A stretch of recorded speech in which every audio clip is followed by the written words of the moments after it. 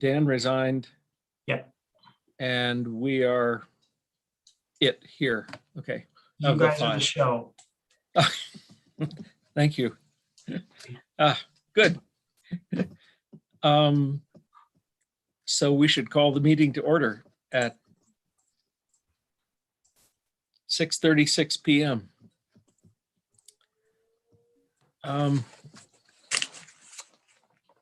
Pardon my disorganization. That's okay. I have to apologize. The agenda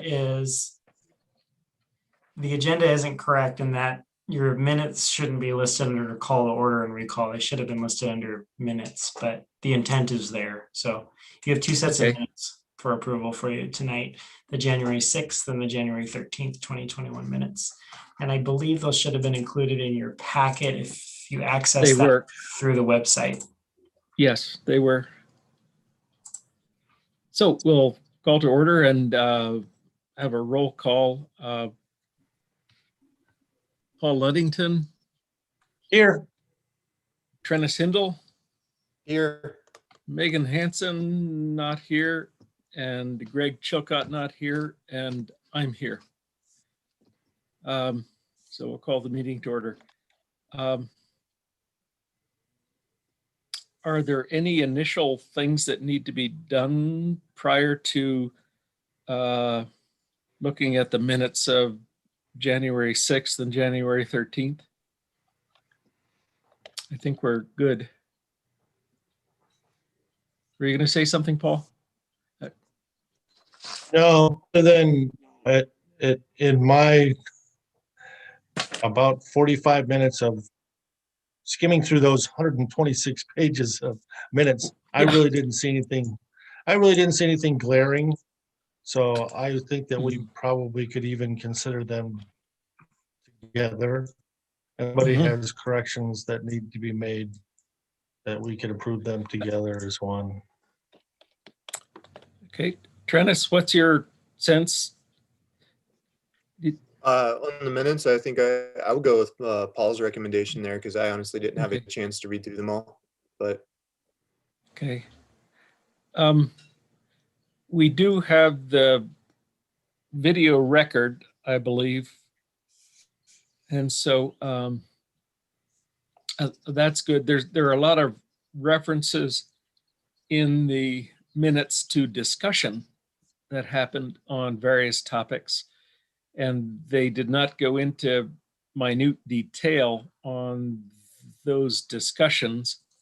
And so I think like you, I got the gist of what was proposed, and so I think so.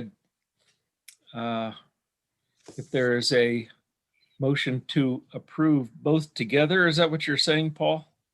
Yes, and I would so move. Okay. It's been moved. Is there a second to approve I the second minutes? that. Okay, it's been I'll do moved that. and seconded to approve the combined minutes of January 6th and January 13, 2021 of the Planning Board, Zoning and Planning Board. Is there any discussion? Yeah, all I'll say is I agree with you, John. There was a lot of references to discussion, but I think that there was also plenty of conclusion of what that discussion was. You know, that there was discussion held, and this was the conclusion that was offered from that. And there's some repeats in there as to how we were changing some of the conditions. And I also saw that there was an extensive list of public comment that was included with minutes. So I'm pretty sure that based on my review of that and review of what we got from Janelle during that process, that we didn't miss anything. So we need to make sure that people know that we included all the public comment, all the written public comment that there was, and some of the dictated public comment during the meeting. Yes. Good. And I don't think we need to open this to public comment. So all in favor of approving the minutes as proposed, raise your hand. Okay, it's unanimous of the three of us.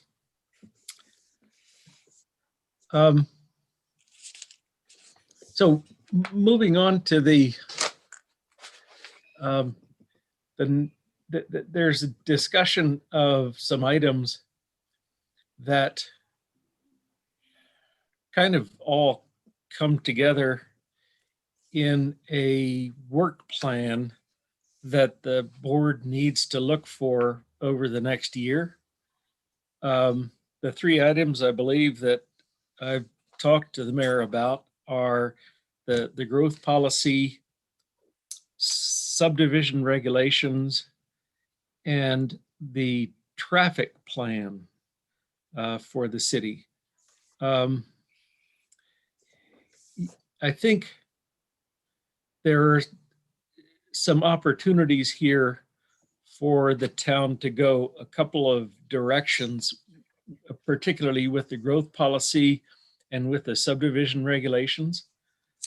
In 2009, on the growth policy, the town adopted a policy that was, it involved a lot of volunteer time. I remember Chris Kelly was deeply involved in this. Folks with the historical association and the Main Street Association were deeply involved in it. And it was a document that you probably have seen, although this is backwards to you. That type of growth policy is really like a down-home way of working it through. And it is one approach to creating a growth policy that maybe pulls together a lot of local effort in looking at the way Stevensville should go. Then in 2016, the growth policy was put out to an RFP, and PCI actually worked along with Land Solutions in preparation of the growth policy that you've seen on the website and you're probably familiar with. That growth policy carefully goes through the requirements of what state law says should be in a growth policy. Matthew Rohrbach from Land Solutions and I spent a lot of time with meetings of interested citizens in the town and getting their feedback on what they thought should be in the growth policy. It includes a lot more engineering type recommendation and background than the previous 2009 growth policy did. And that's maybe good or bad. Unfortunately, I have to admit that in pulling together background engineering reports to put into this growth policy, some of those reports were prepared prior to the town's effort to expand their water system and go with the well field that's now adjacent to Twin Creeks subdivision. And so because that information was used to justify the idea of having a well field instead of the Burnt Fork intake water system, there are some conflicting statements in the growth policy about the capabilities of the town to address future needs. And I bear some responsibility there that in bringing those reports in, they kind of raise some statements that are not fully in coordination with each other. So that's something that definitely needs to be addressed in any update to the growth policy. But I guess what I'm laying out to you here are two opportunities for how to proceed with the growth policy and also with the subdivision regulations. One option is to once again put it out to an RFP for a consultant to prepare the growth policy, and I'm certain based on previous growth policies. The other option is to take the growth policy or growth policies that we have and have a volunteer committee or group of folks update the information that's in the current growth policies and aim it somewhere that makes sense for the town.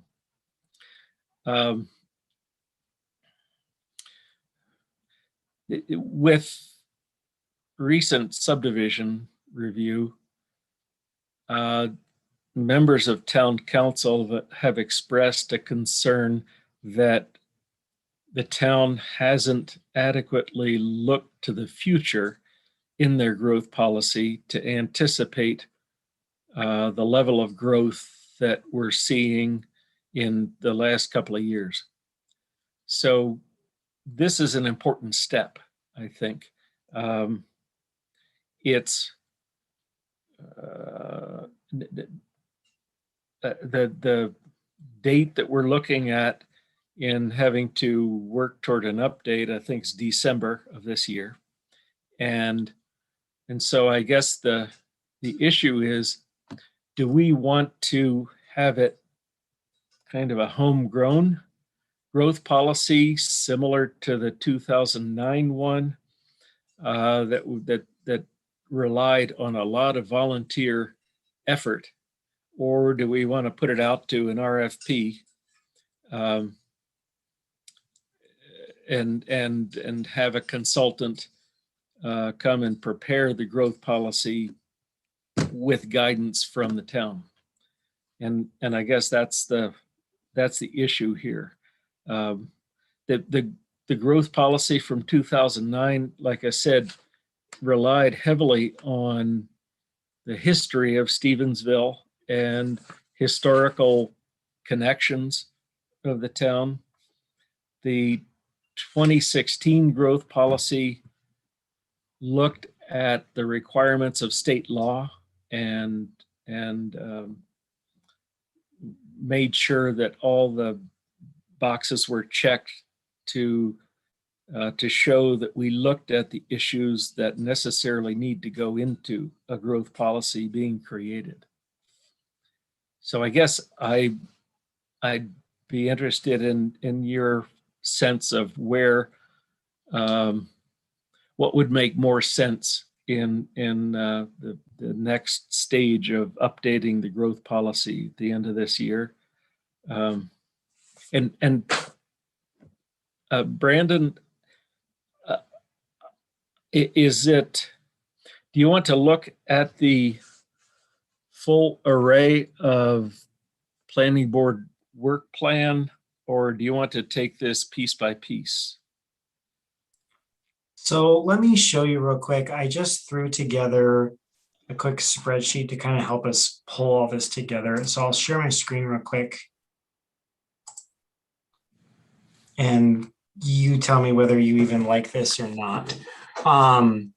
But based on the conversation that the board has had previously, I kind of pulled this together based on another format that we had on record, and hit the highlights of the pieces that you wanted to address as a board.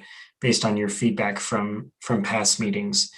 As I heard John talking about this, I would like to rearrange this in terms of priorities and maybe put your most important pieces at the top and maybe your later pieces at the bottom. And the reason for that is you'll see here I've identified the growth policy revision under 2 separate projects, and then the subdivision regulations and the master streets and transportation plan. And I've added the development code reform, and we can get to that later. But I think that you probably, I don't know, you guys decide on how you want to approach this, but in my mind, it would make sense to maybe tackle subdivision regulations first, because that crosses a big piece off of your last growth policy. That was identified as a goal and as an objective of the 2016 rewrite. And so if you cross that off the list, you don't even have to address it necessarily in your 2021 growth policy revisions. And I think the master streets plan is probably another thing you could cross off the list. And in fact, if you were brave enough to dive into some level of development code reform, which there is a need for, you could cross a number of things off the list from 2016's growth policy if you undertook that as well. That would really bring us a long ways towards the progress report on the existing growth policy goals. And then I think would change the dynamic of how you approach 2021's growth policy, for whatever that's worth. That's great. And I guess I have to agree with you. The subdivision regulation development is probably at the top of the list. Let me, if I could, give a little background to subdivision regulations. Back a while ago, the Montana Department of Commerce had a local government assistance division where they would prepare a model subdivision regulation. And if you were a small town in Montana, if you were a rural county in Montana, you could take what they had as a model subdivision regulation that was prepared by the Department of Commerce and met all the requirements of the legislation that happened to be adopted up to that time. The great thing about that was your regulations then met state law and met the requirements of state law. All you needed to do was take the model and basically plug in the name of your town or county and adopt them. Unfortunately, the last set of these regulations the model regulations came in 2006. And since that time, I think the division of the Department of Commerce called the Local Government Assistance Division, I think it's probably disappeared.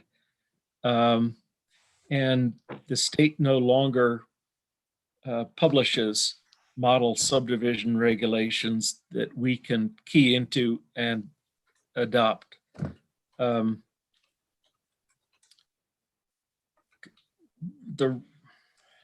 The tinkering that the legislature does every couple of years with subdivision regulations it makes a difficulty in adopting these, and then every couple of years you've got to update them with the new state legislation that's happened as a result of differences in maybe parkland dedication requirements, or the big one recently is phasing. Subdivision phasing is something that they've done a lot of tinkering with recently. And so your regulations need to be up to date with that. So back to what I was talking about with the growth policy, there are 2 ways of going. One is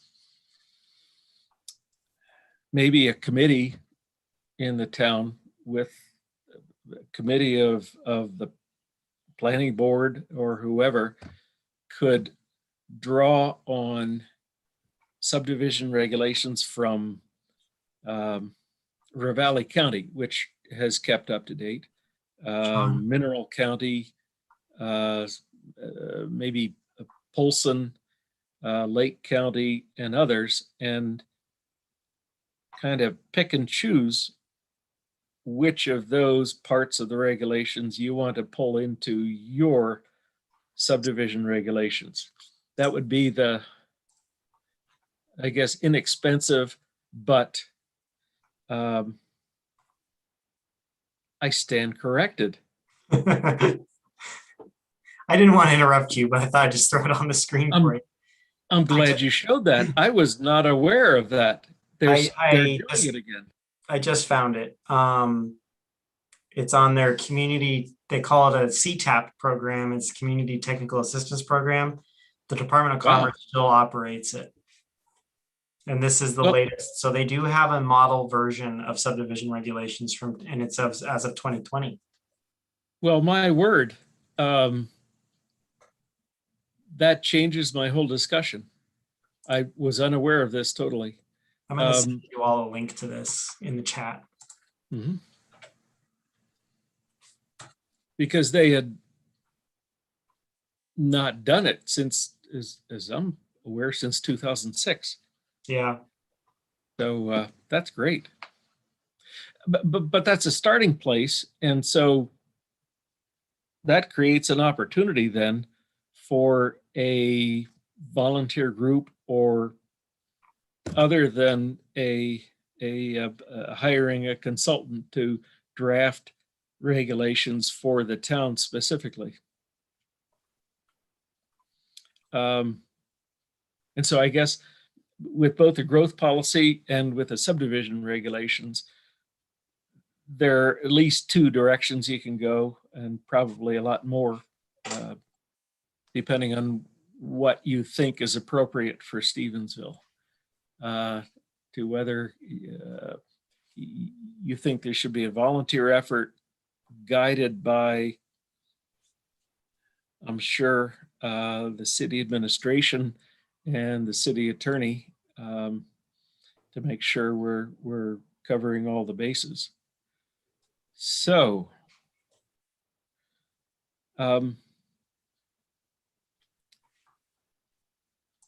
with that, I guess I'm open to what you would like to discuss next. If you want to get into specifics of what direction you think the subdivision regulations or the growth policy should go, or what our work plan should head toward now. Are there, and maybe there are other issues you think that should be brought up and discussed by the planning board and the town council for these future planning efforts. And like I said, there were council members during the discussion of Burnt Fork Estates that were concerned that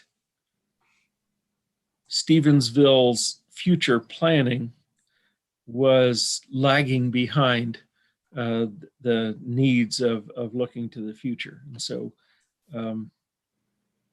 I'll leave it open to what direction you think this should take. So I certainly think that there's an opportunity here for a committee, especially since we have for subdivision regulations that we have more or less a guidebook that says here's what's commonly accepted. I would like to think that we, being as there was such intense interest of Burnt Fork Estates, that we might be able to get some volunteers who would be willing to take a look at this and dive into it and spend some time, especially since, you know, some of these neighborhoods are now going to be impacted by this, to looking into what's going to happen next.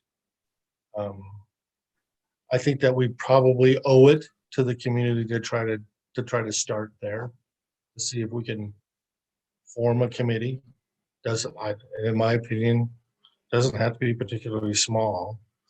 The problem, of course, is it's going to have some sort of guidance or leadership.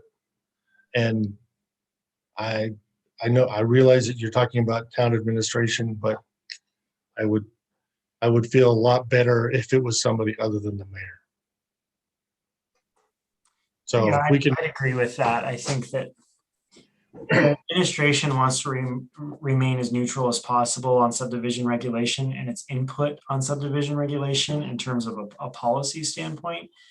I don't think the administration wants to get into mediating what's right or wrong in a subdivision policy. That being said, we as an administration have input on the subdivision regulations in terms of what the administration would like to see.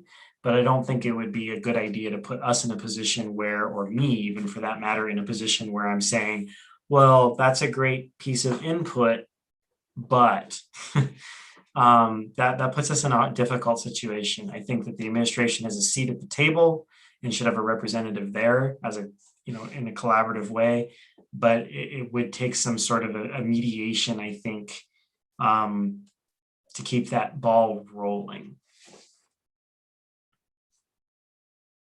Alternatively, the board might consider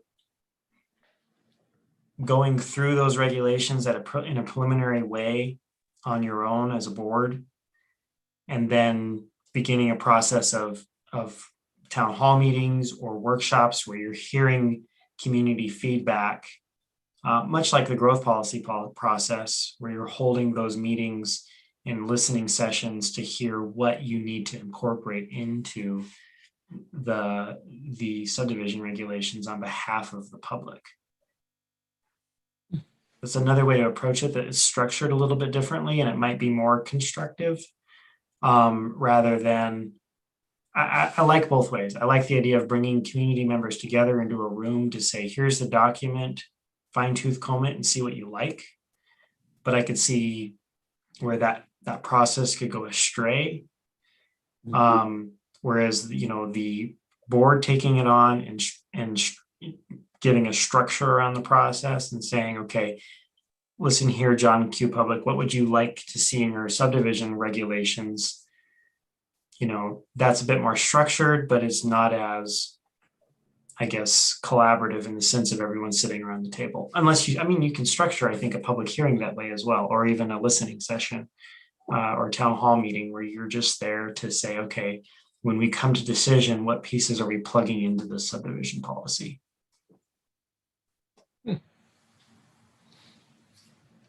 Good. Like yourself, I would think it's appropriate for me not to be involved in the process too. And so that would Chicken. that would indicate perhaps maybe the planning board could put together a committee to, as the mayor suggested, look at the model regulations and see what they think, and then maybe form a suggestion or recommendation to the town on who should be involved in putting together this, or if they should put it out to an RFP. Is that something, is that the direction that you think we should head? Or should we take a more aggressive or less aggressive approach to it? I'm wide open. One last format I'd suggest is maybe a hybrid between us doing the work ourselves and a consultant actually pulling the trigger and pulling this together for us.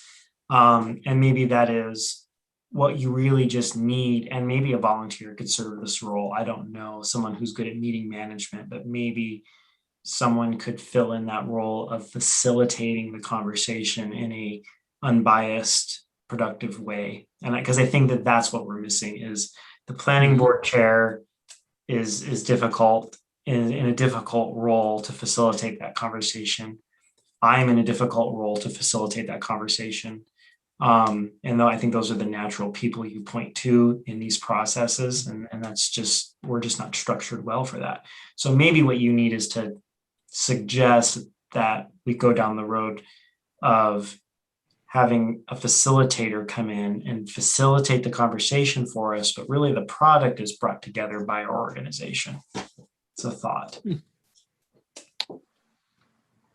Good You know, my idea. kind of idea here was be to like try to put together a kind of a table of wants and needs for a group of volunteers from the community. This is what we would this is the amount of time that it's most likely in weeks or months.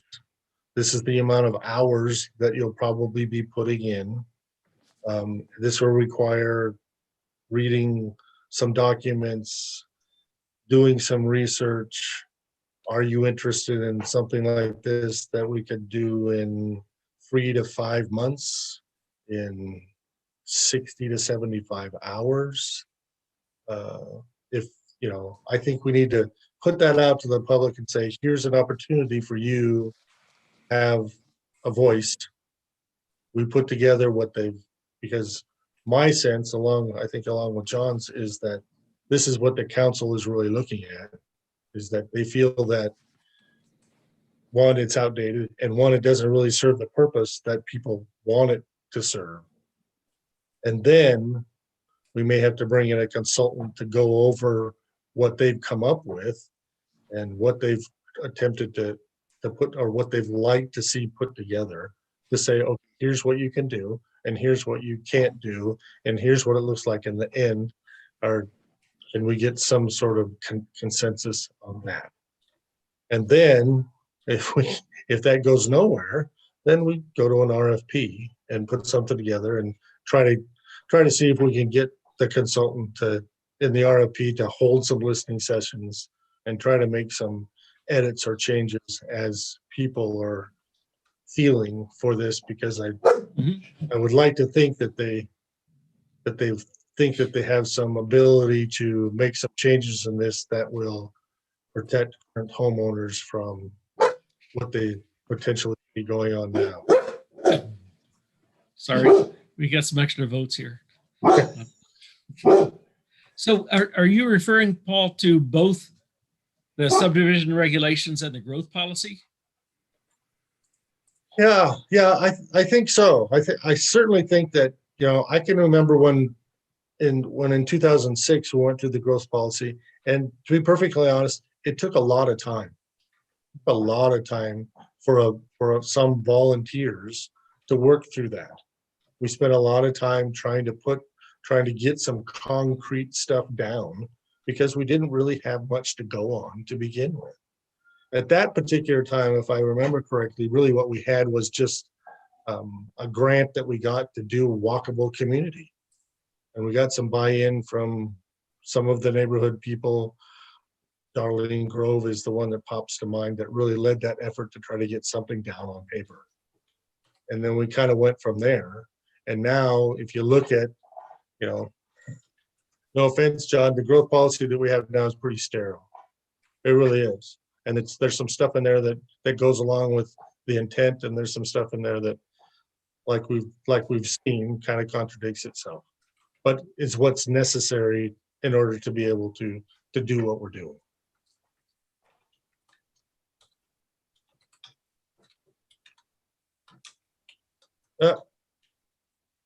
You're talking, but we can't hear you, John.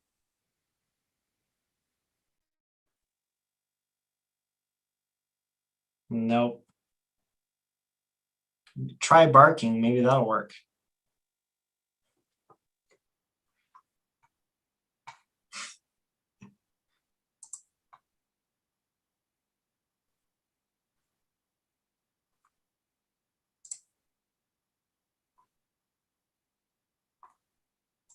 It says you're unmuted, but it is not.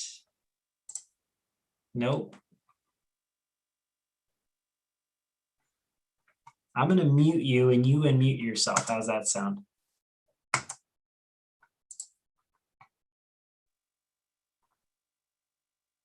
Nope. If you want to jump out and rejoin, John, that's fine. We'll wait for you.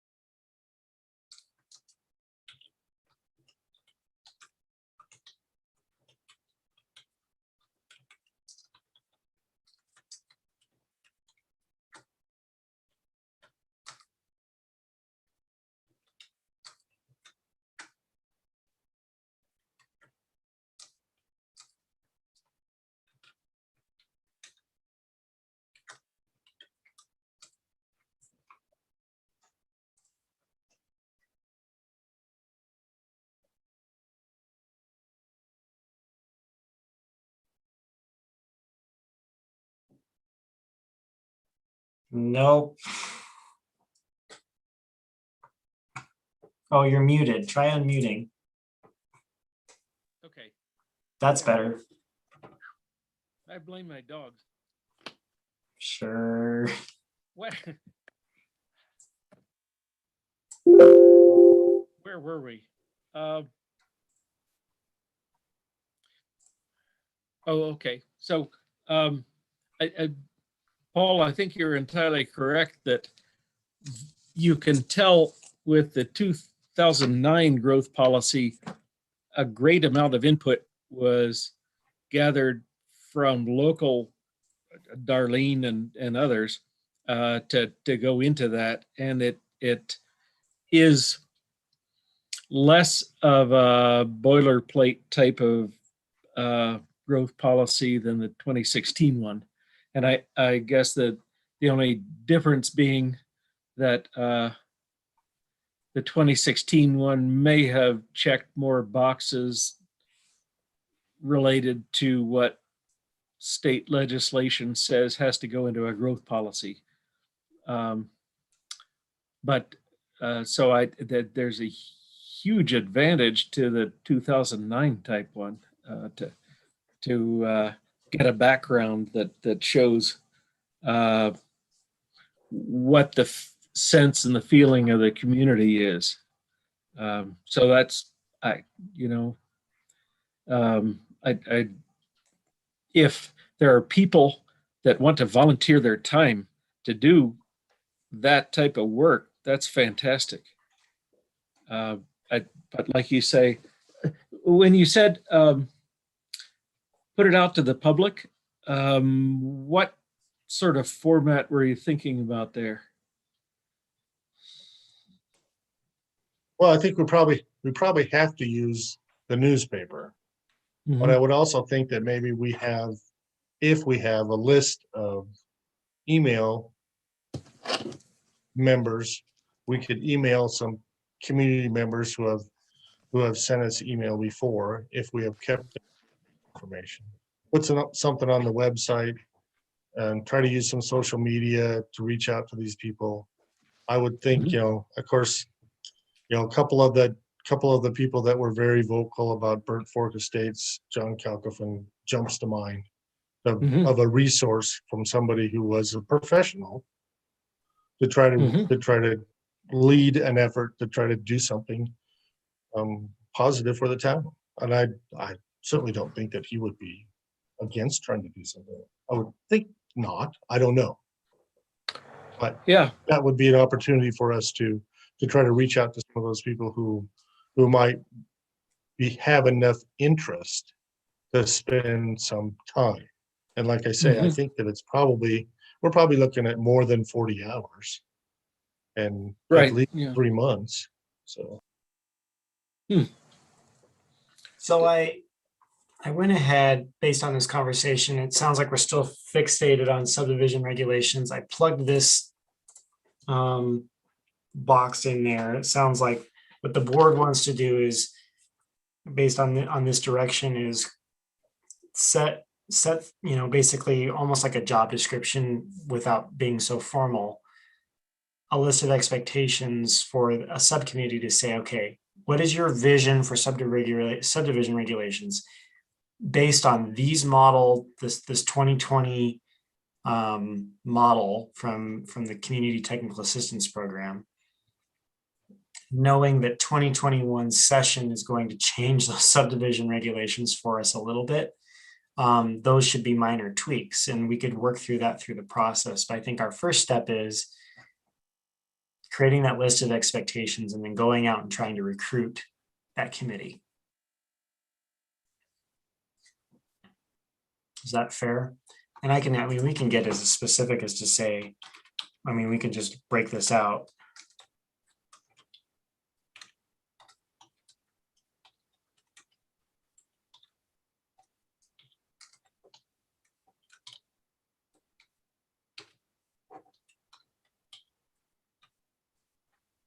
I think this is going to be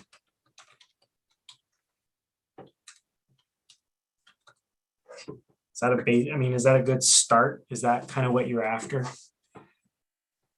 in words? I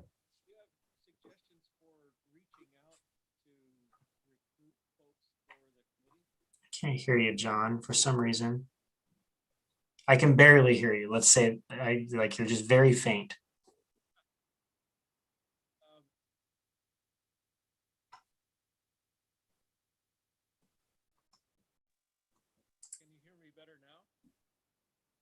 No, you're really faint. It's almost like your microphone's covered or you're a long ways away from us. I don't know where my microphone is on this. I think it's up here somewhere.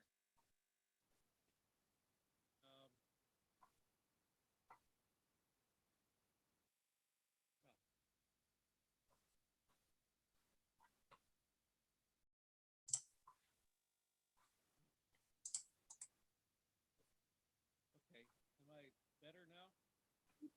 No? No, do you want to try dialing in Sure. on the phone? That might work better.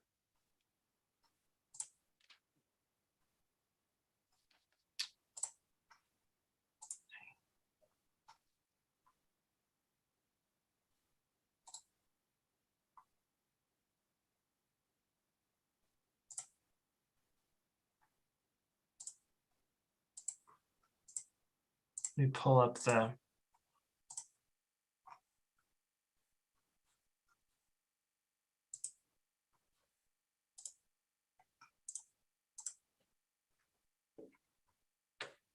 There's the login information, John. They're on the agenda on my screen there for you.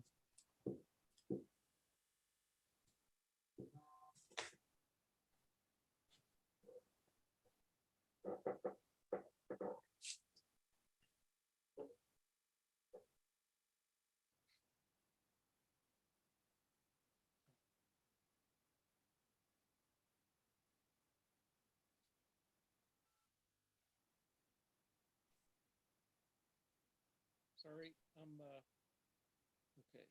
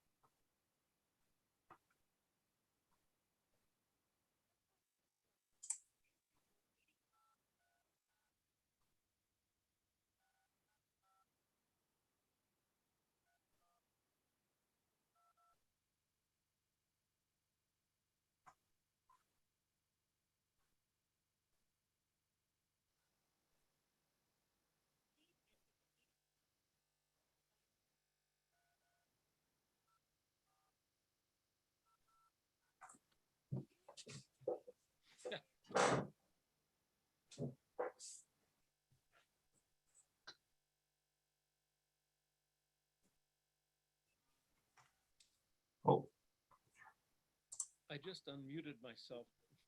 Can you hear me? Hang on. Try it now, John. I just unmuted myself. No? Well, a little bit better, but I don't know if it's you or on your phone or you. Okay. Okay, That's better.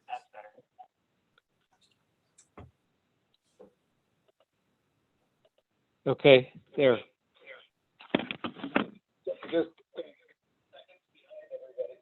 Oh, hey, John, will you turn the volume off on your computer and just listen to us through the phone? Okay.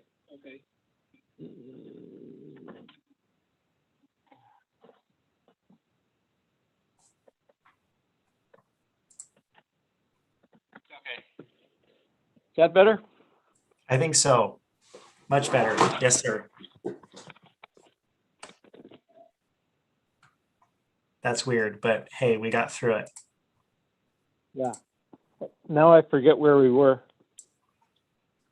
We were in this area here on the screen share in terms of that list of expectations that you'd like of a subcommittee, and then recruiting that committee to provide the vision you're looking for altogether in the subdivision regulation. Mm-hmm. I guess from there, Yeah. what step would you like to see next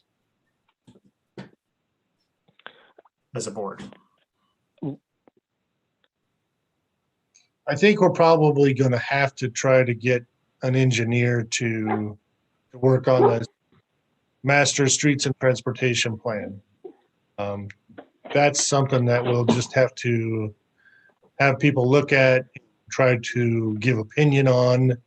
But I think that we're gonna have to have a professional draw that up, especially since it's, 15 years old. Yeah. Yeah, I agree. Trennis, is that your sense too, that we need like some engineering outfit to look at the previous traffic plans for what streets ought to be like? I would say so. I think we definitely need a professional to assess that more so than Okay, good.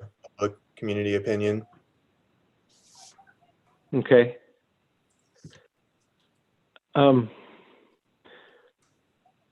So Brandon, how's that fit into the work plan then? So I've got that under the master streets and transportation plan update. I have the revise as a project, revise and update the 2006 master streets and transportation plan with the task being develop a request for qualifications to solicit a firm to assist in the revision of the plan. Good. But is that the sense of the board that that's the direction it should go? I'm in agreement with that. Okay, Yeah, I think that sounds great. good. Good. So I We're guess making headway. the way I think we would navigate that is that the staff would prepare that RFQ for the board's approval. Ultimately, we then go ahead and advertise that and then bring those proposals back through the board and through the council.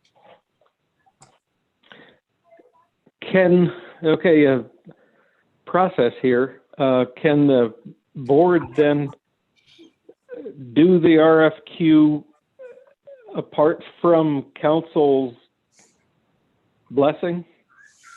Well, the council's going to approve your work plan. You could go ahead and advertise an RFQ. You can't take action on actually selecting a firm without council's blessing. But I think the way Sure. I would envision it is that you would approve an RFQ just as a matter of making sure that it's got the content that you want in it, given that the council's delegated that through your work plan. And then when we solicit firms, you would bring those solicitations back to the board for a recommendation to council for a final action. That's how I would Okay. envision that working. Okay. Because we run RFQs and RFPs out for advertising without council's blessing all the time. We we bring the final action of who gets the work back to council. Okay, good.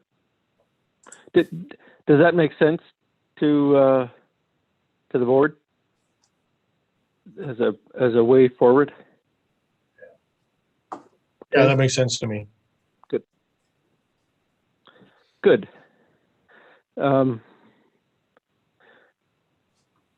So with the subdivision regulations, I mean, that looks like it's got some steps we can move forward on. The streets and transportation plan then would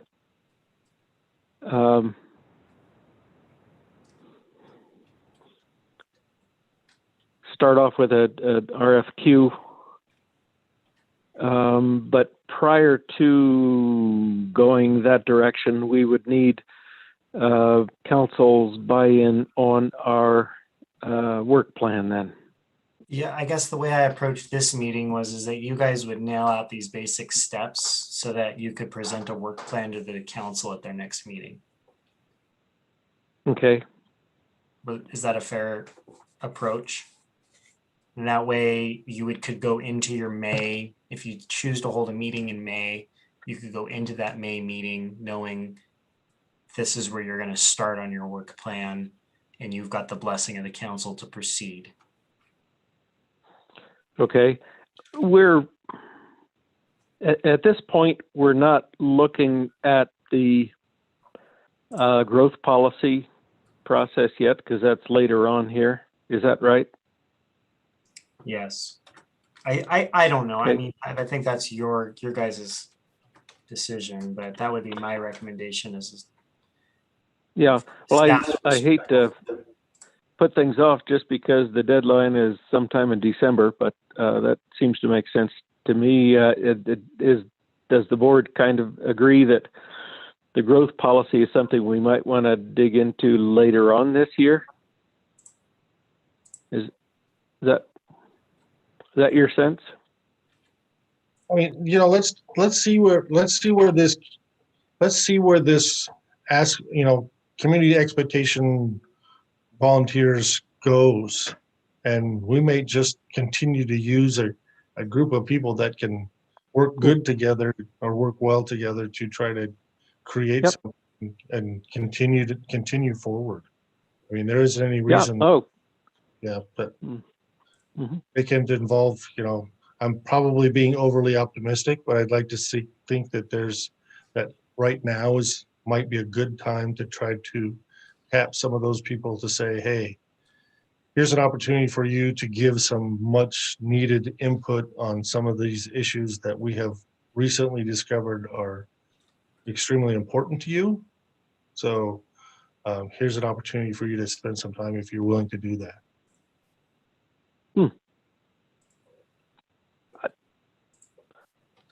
Totally agree. Sounds good. Brandon, could you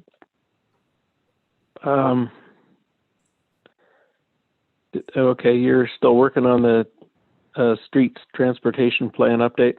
Yeah, I was just trying to fill in some of those pieces. I think from this place, I guess in terms of process, once the contract makes an award, are you expecting the contract to defer that plan update back to the Planning and Zoning Board for oversight of that project?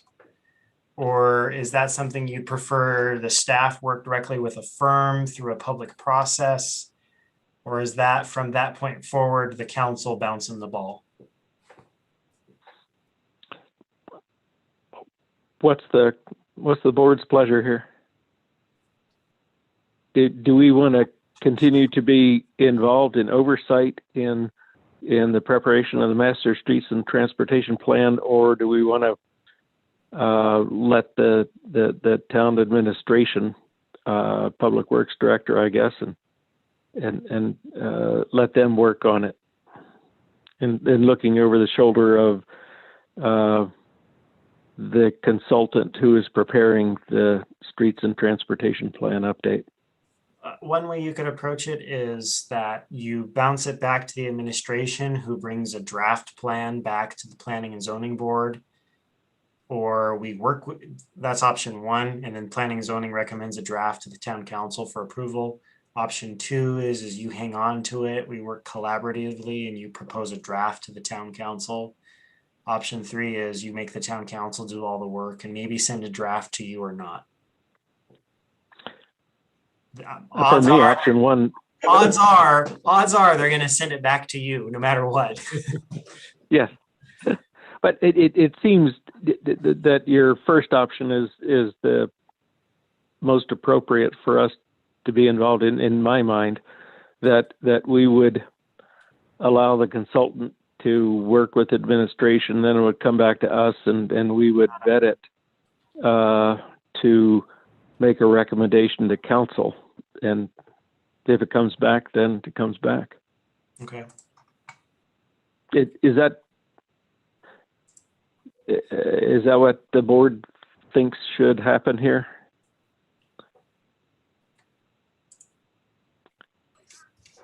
Sounds like You're a good muted, plan of but you action. nodded yes.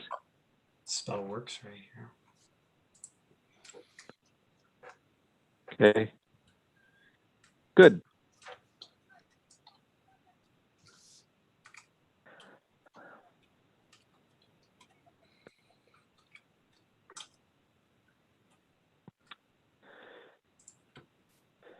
Well, Brandon's drafting that stuff on the development code reform.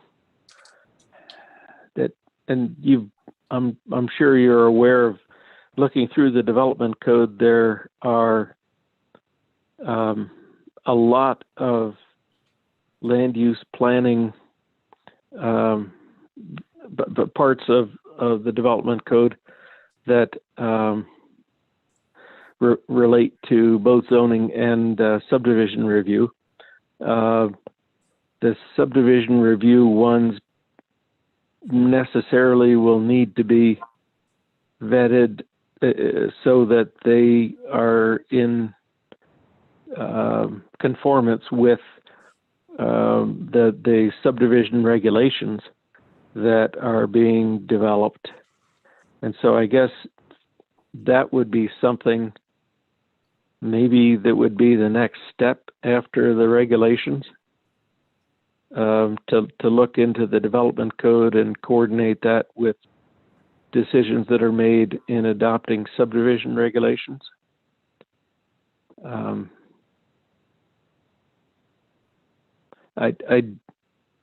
don't know about you folks, but I don't want to jump into zoning yet. And I think the development code revisions, our code isn't terrible and it's not out of date by any means, but there are nuances in it that kind of creep up on us from time to time. Things like accessory dwelling units, units per acre in terms of density, and whether multiple units under a single structure. But there's also some recommendations in the growth policy that talk about some modifications to the existing policy that need to be made. And I think even if you just start with those goals, that may highlight or address the areas that the administration has concerns with in terms of development code. It just seems like our code, to a degree, is cookie cutter, and it's designed for a broad cross-section of communities. It's served its purpose in Stevensville, but the growing pains we're experiencing aren't adequately addressed in the development code. VRBOs are a good example. Doesn't say you can, doesn't say you can't. We get the question, can I or can't I? The only thing saving us from marijuana dispensaries in Stevensville is the fact that you're required to have a federal blessing to your type of business before you can get a business license with the city. That's the only thing, is a $50 application is the only thing keeping a dispensary from setting up shop in the town of Stevensville. So those little nuances are things that need to kind of be brought up to modern times. Otherwise, I think the code does a sufficient job. I mean, there's just little things that need to be nailed out. But I agree. I think that comes after that really probably needs to come after your subdivision regulations. Subdivision regulations to me are kind of a weird animal in that, I don't know, to me, the odds of you having to utilize the subdivision regulations over the next 3 years are probably pretty slim, right? We've subdivided all the possible land we have already. That's already annexed in. And so the only reason you're going to use those is if you annex new land and subdivide it. So in the next 3 years, I don't know what the odds of that actually are happening, but it's a big piece of something we don't have already, and we're not in compliance, and that exposes us to some pretty significant liability by not having it in place. Mm-hmm. Yeah, that's high on the list. Yeah, I Good. think that there's, I certainly would agree with you, Brandon, that there isn't a lot of land, but there is a lot of undeveloped property that's within the town. But there is some property that's already developed, that we could probably use some cleaning up on. Yep. I'm thinking of, some stuff on Park Street and a couple other spots that are kind of outside of what we currently have that we might want to work on that's already developed. And I think that, one of the things I talked about years ago that I still remember about when we were originally doing the development code was we need to put some possible scenarios in there. That you're putting together an R2 zone and you want to do this, and here's the things that you have to pay attention to. I think that one of the things that's going to have to be that we're going to have to pay attention to, in my opinion, in the development code is application process. I think that there are some checks and balances in there, but I think that there probably needs to be a little bit of a wider range of input from public officials before we get to the town saying, okay, this is okay, let's go. Yeah. When people are going, well, wait a minute. An agency notification is something we need to build into that, where we're required to send out a notification to neighboring agencies like Royal Valley County, the Rural Fire District, Marcus Daly Hospital, what have you. Those agencies need to be made aware of these developments and these pieces coming together. And there's no provision or no guidance to the staff right now that tells us to do that. And so it's being missed.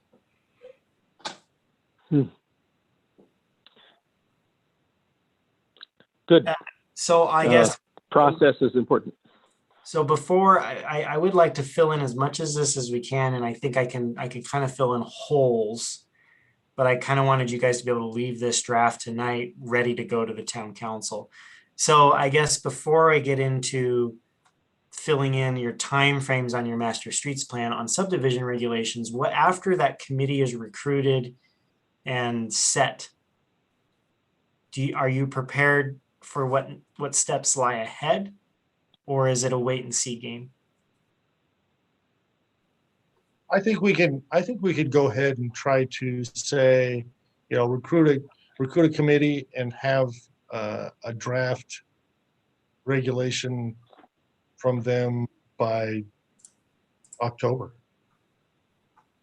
Something for us to try for administration and the council and the planning and zoning board as well. It could be pretty, I don't think it's going to take long for us to, as the town administration and the planning and zoning board, look at that and see what changes have been made. As long as they're making progress on that kind of stuff, then I think it's great. If they want to put together a presentation for us to take a look at by October, that doesn't give us a whole lot of time to try to do anything with the growth policy, but it certainly gives us an opportunity to input those particular pieces into that growth policy as it moves forward. And doesn't mean that these things can't happen simultaneously. I'm not sure that that's possible. It's certainly, optimistically would be something that we'd want to look, that we'd want to try to accomplish at the same time. I hate to give us, yeah, it's almost May. 7 months is not a long time for a process like this. That's pretty quick. You know, seeing that Brandon has located this model regulation is a huge step. And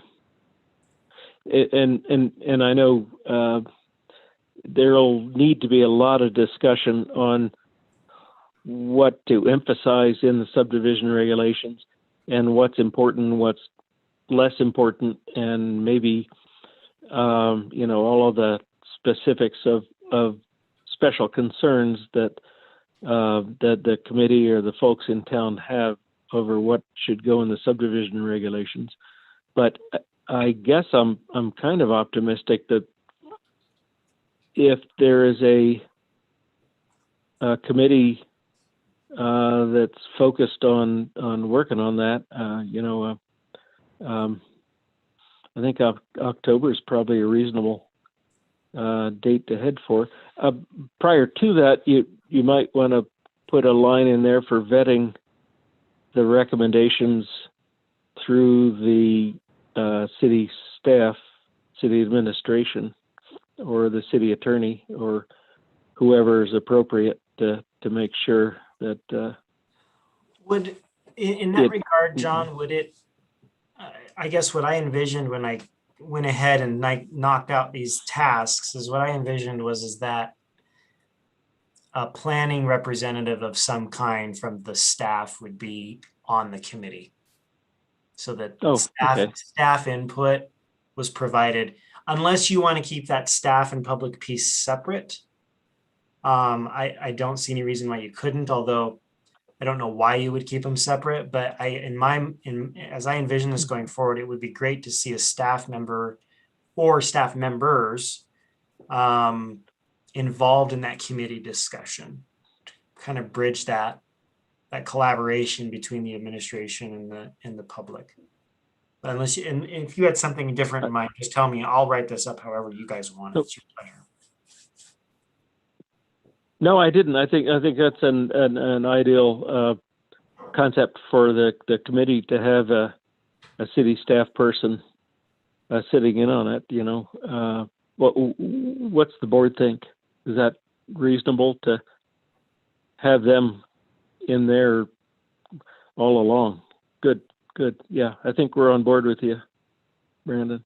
Yeah, I would, because I just see us like, I could see a committee of citizens putting something together, and then you hand it over to a group of people who are a bit more versed and have more expertise in that realm.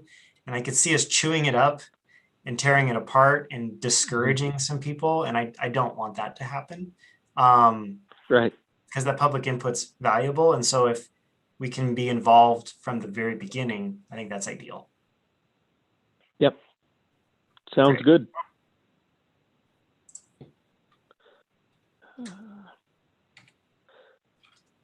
Look, and So, I don't know if you noticed this or not, but you're already on your way to success.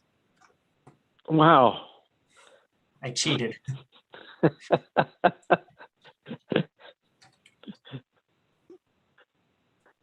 Perfect. We've completed the first step. Do you need to have dates then to fill in the next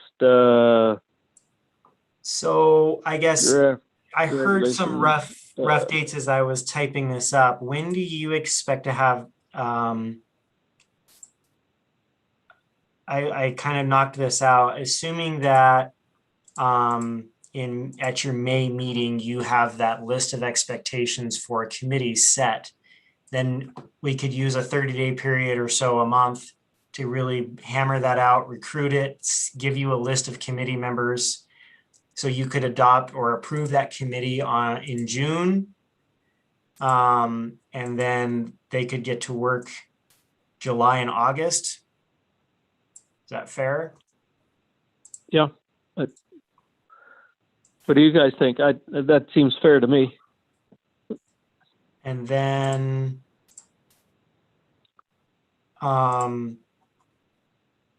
these can overlap. I don't see any reason why you thinking August, September, somewhere in there, you guys could get your hands on your own draft of the document, even just September. And mind you, And this- then have a yeah, it's fluid. have so- a hearing then for us. Yeah. Yeah, and granted, these are subdivision regulations, and there's, there, the leeway there is actually, in my opinion, is kind of small, because a lot of this is covered under state Yeah. law. It is. It's going to be pretty, Yep. it's going to be stamped already for us. Yeah, and there's some of that you can be more stringent on, and some of it that you can't. So I think the meat and potatoes comes in the development code. That's where you can say, okay, here's what it's going to look like. Yeah. And here's what the neighbor, when you start to get to services and dimensions and all that other stuff, that's the tough part. This part is, is really like, we're giving you a chance to say, okay, here, take a look at this, see what you can do. And you might be Yep. able to accomplish a lot. Great. So on subdivision regulations, does this entire box does this meet what your outlook is for the year?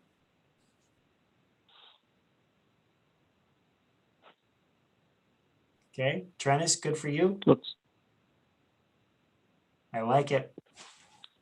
good. You're getting there. I think we can knock this out in the next 10 minutes, you guys. I'm confident. Do you want to set timeframes for the master streets plan? This process is going to be less intensive on the board in terms of the workload, because really a bulk of the work is done by staff, the consultant, or the council.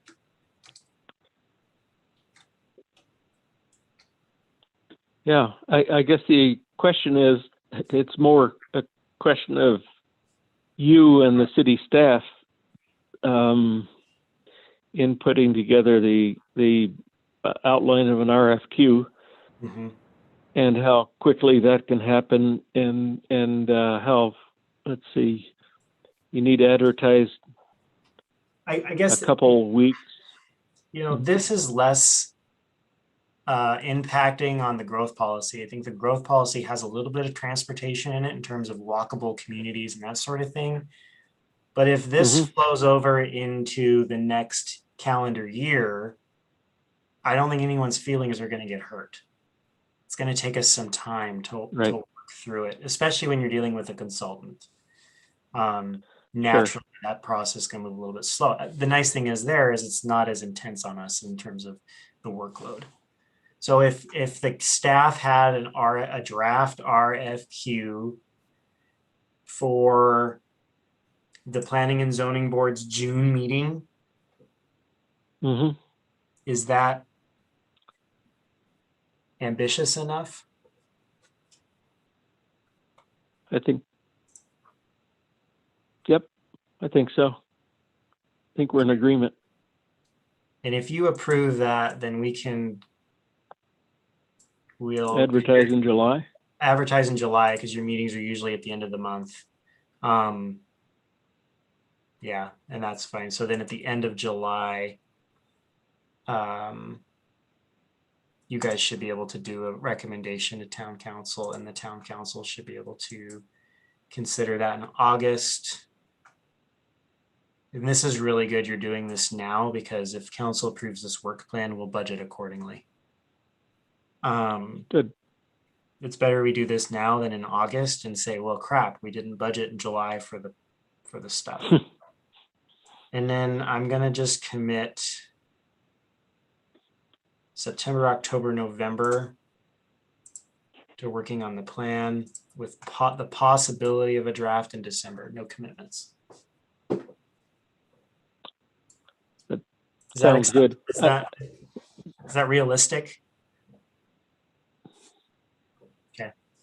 I think that's realistic, Brandon. I don't see any reason why, like you say, we'll need to put some thought in this, and I think that staff and the consultant will probably have to meet with some community members along the way, Yeah. along with planning and zoning, so that we can, advertise it. Here's what the planning and zoning is, what's on the agenda.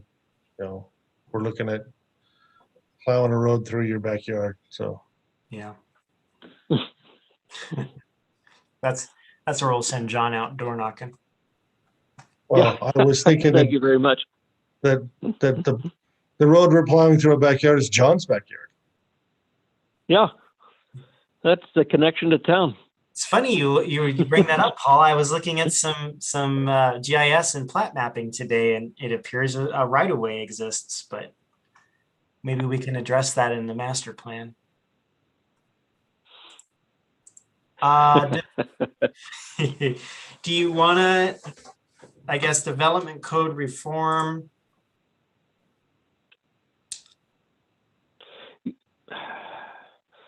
What I would really like to do there, Brandon, and I don't know if you guys will agree with this or even think it's funny, but is to wait till after the election.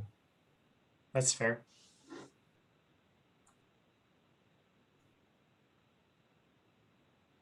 And I guess that, I mean, to a degree that ties into my sentiments on the growth policy. I think that if the planning and zoning board wants to work on the growth policy, and in my mind, with the staff and administration you have today, while it may be a lofty goal, this group is probably as or more capable of a growth policy revision, not an entire new growth policy, but revisions of our existing growth policy. I think we're as or more capable than we were in 2016. And so I think that if the planning and zoning board, along with the town council, want to entertain a collaborative effort between the volunteer board and our designated staff in updating that policy, I think we're well positioned to do that. I guess where I was going with that is, I think that if the planning and zoning board and the council collectively want to delay final adoption of the growth policy into January of 2022, it sets us on a new rotation in terms of when I came into office in 2018, and so I came in a year into a 5-year growth policy. So I really only had 4 years. So if you reset the rotation a little bit, then each administration, depending on how things turn over, would have an opportunity to give their input into the growth policy prior to its adoption. If you went ahead and approved a growth policy in December and a different mayor came in January, they're inheriting a 5-year growth policy that they wouldn't necessarily have any input, nor would their staff, whoever they retain or replace, wouldn't have an opportunity to weigh into that with their own skill set, which may be good or bad. I don't really know what to think about that. But if a 4-year term is 4 years and a growth policy rewrite is 5, well, you stand a mayor up to have a growth policy that they have to enact that they didn't really have as much input into as if they were the executive. And, so I guess bearing that in mind, I'm not as strict on having a growth policy on December 31st. And I certainly know boogeymen are going to come out of the closet to the town of Stevensville to say, well, you're late on this, because we went 9, 10, 11, 12. We were just right on that border when we did the 2016 after the 2009. So for whatever that's worth. I totally agree. One huge drawback with the 2016 growth policy is there were some lofty goals that we haven't even started on yet. And if, as you say, the administration that comes in 2022 has a hand in participating there, then there's a greater likelihood that those efforts are going to be followed through. So I think that makes a lot of sense to carry it over. Yeah, I think you'd be in a really good position. You know, you obviously wouldn't wait to start the process until that administration comes in, but you would be, you know, as a matter of policy, and I'm not just talking about this election in 2021, but all the elections going forward. I think that as a matter of policy, you should really look at that and say, okay, if we should act, you know, at least have all of our planning in place prior to November 1st. And then that public process should really start in November, because by mid-November, we're going to know who's coming in, and that transition should have started. So you're not losing November and December's worth of work. You're starting that process so that if there's a transition, it's smooth and it's ready. And then maybe that's one of the first initiatives the new administration gets to take on. Is they get a new growth policy adopted in January, if that's the way it works out. But I think then, at least from my perspective, I could give you a set of goals and ambitions based on our strategic plan we just adopted. I could give that all to you guys, and we could set this growth policy up, and it's going to be based on the abilities and skill set that the current staff have in City Hall today. And that may not exist in January or 4 years from there. And so we're shooting ourselves in the foot, setting those expectations. And then further, maybe you get into a position where I get into a position, say this year, I decided not to run for re-election, and I become more of a lame duck administration. We are not going to put the same effort into a new growth policy for this community that we would if we were driving towards an election. That's just the reality of it. So the wheels of government obviously don't stop turning because there's an election in November, but we can position ourselves so that we see success for the community no matter what the outcome of that election looks like. That's our job, because we're in this position today. Good. I'll step off. And I tend to be optimistic about this community committee for subdivision regulations. If that turns into a success, we may be able to get a couple of additional board members for planning and zoning. We may be able to get some people who want to help lead us with a growth policy, try to put some of those goals into perspective for the community and the council. So yeah, I think that's a good direction for us to try to use what we have existing to put something in place for the end of the year. It's a great idea.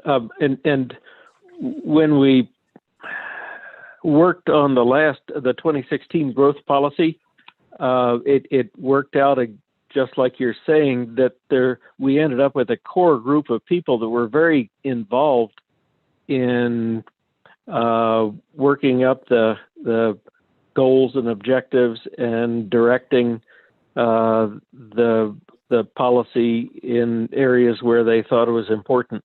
And that group was one that was, in their involvement, they were capable of doing a lot more than just working on the growth policy. So I think you're totally correct there. So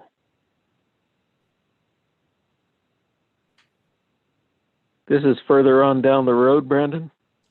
Yeah, I was just trying to get some preliminary steps in place that you could take to the town council to say,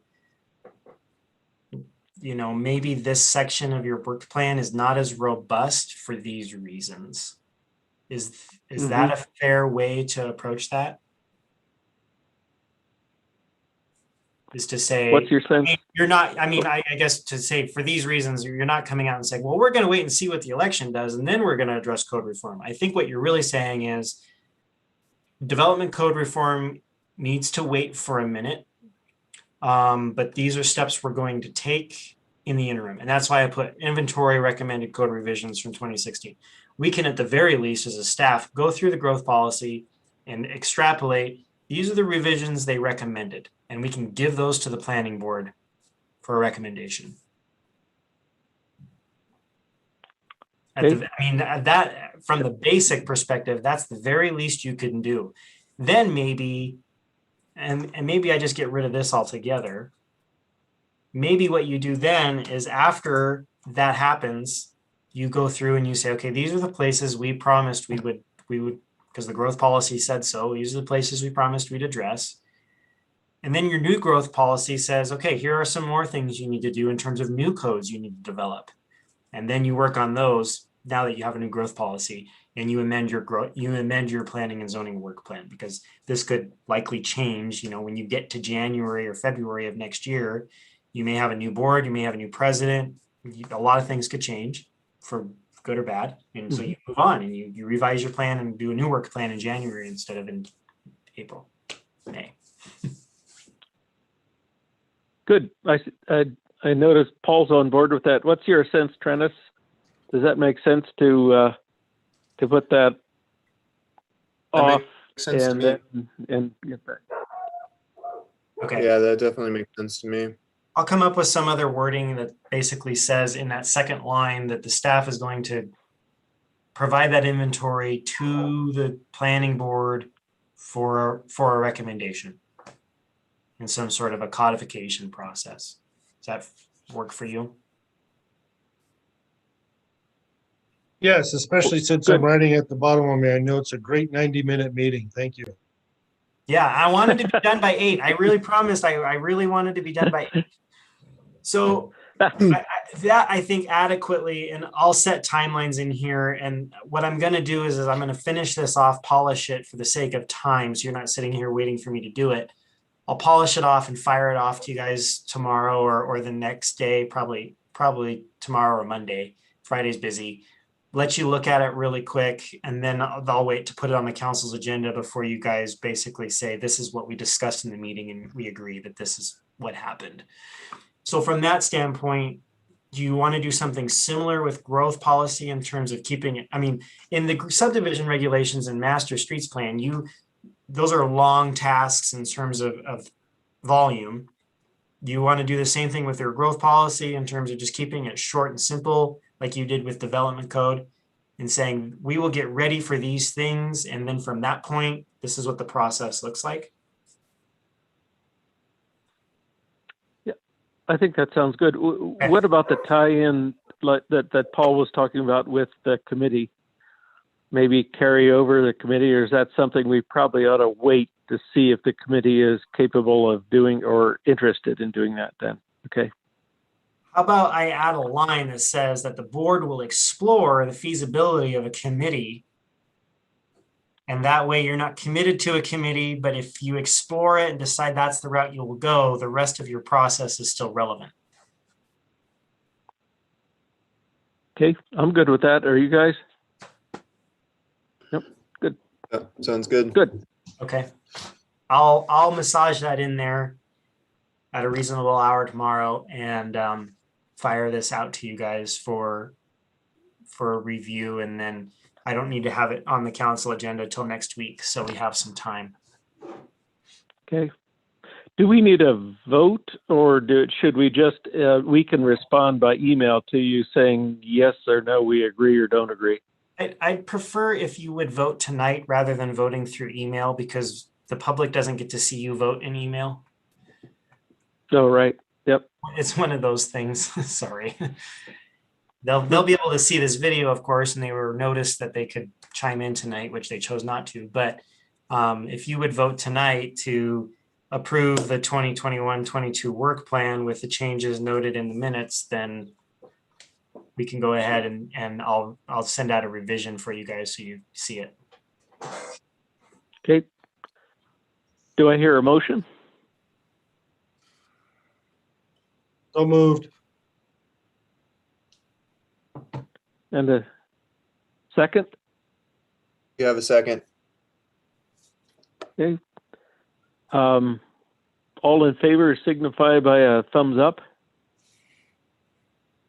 And opposed, down. It looks like that passed unanimously. Cool.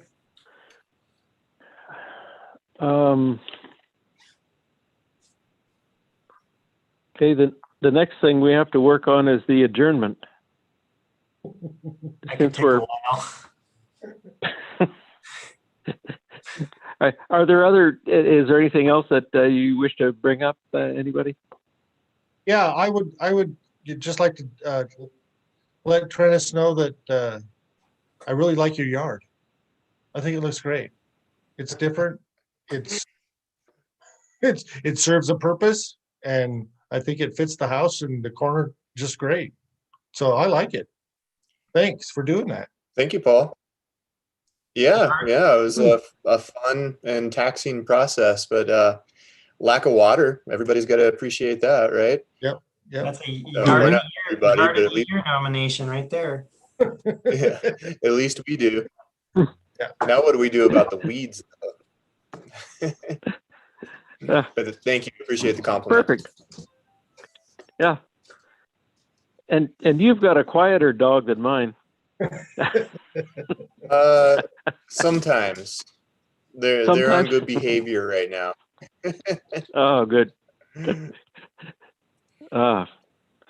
Well, thank you, Brandon. Do we need a motion to adjourn? Or should we just say we're in total agreement? We're done. I think we're in agreement. Thanks, you guys. Have a good night. Everyone. Okay. Yep. Take Thanks, care. Brandon.